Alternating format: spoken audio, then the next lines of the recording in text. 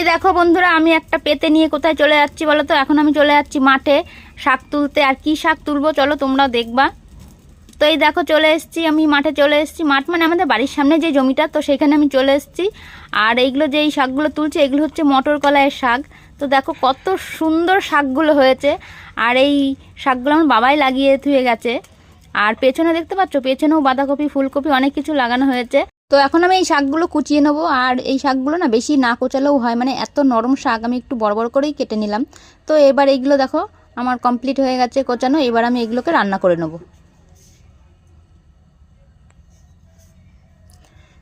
তো আমি কড়াইতে দিয়ে দিয়েছি। আর এই শাক মানে এত ভালো লাগে কি বলবো, শুধু শাক দিয়েই মনে হচ্ছে ভাত খাওয়া হয়ে যাবে। আমার তো খুব ভালো লাগে। আর তারপর রান্না টান্না করে আমি চলে এসেছি ভাত নিয়ে রোদে।